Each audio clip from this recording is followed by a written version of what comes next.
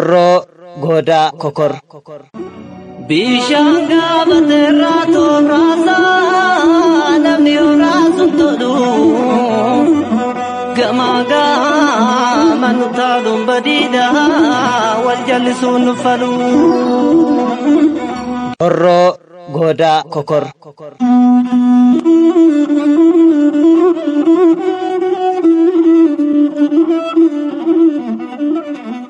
Seenaan hin dubbatu hin se'inaa, seenaan sagalee qaba. Gowwoomfamuun abishee hardhayyuu garaana guba. Qadiidaa wannabee raas darasuutti michoomtee kutataa ija barbadaa abishee koo garboomsite. Anoosin komadhe ya horroo biyya garbaa hurruubaa biyyi gootota akka dagaa horroo albaadhisas ni biqilchaa. Tolliif garraamummaan keenya nuuf hin tolle boolla nu seensite. Lubbuu gootota qaalii nu harkaa baasise.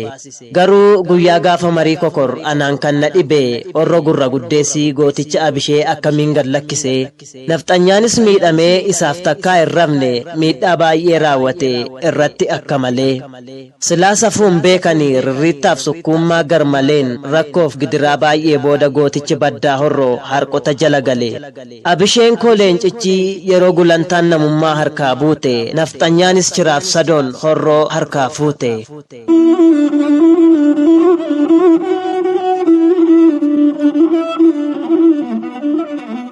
Abishee koo gootichi baddaa horroo harkaaf miilla xaxxee gooticha baddaa horroo addunyaarraa godaansiste. Hardhasoo hin dhabamne sanyiin dabaloo gannaa goota gaafa xiiqii morkataa kan hin qabne qabna. Horroon inuma biqilchiti gootota agartuu sabaa qadiidaa wannabeetu didee na argiif maraata. Gadameessi deessuu horroo hardhasoo inuma tolcha afteen ortee injiinar Tasfaa'uun horroo keessaa barooda. Harmeen dabaloo gannaa hardhasoo taadhiidha hamaaf amajaa jin akkamiin dhaloota diigaa.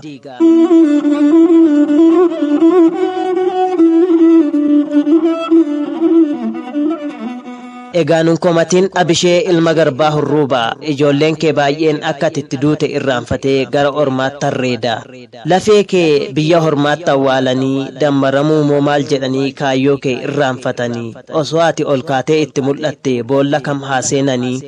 Namni seenaa hojjete akka abishee faarfama inni seenaa haqaaqee akka soorii galaa abaarama. Warri qulqulluun hin beekne shiraa fi mooraa bakka araaraa dhaqee hin baatu meeshaa afaan qaraa. Bilisummaa Moosisaatiin Agayya 2018. Facaalee namni badeetti tokkoomee nagaraa wal barraa.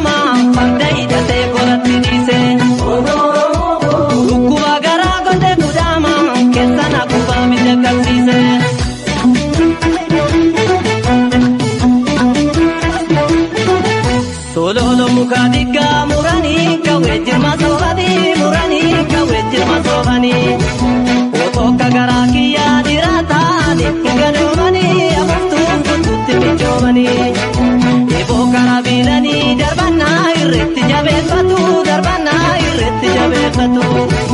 biya foregani duani biyo kindi ufatu boruasena namagafatu kalega martabada gajanan tatu kabaterati gajanan tatu kabaterati teri bikila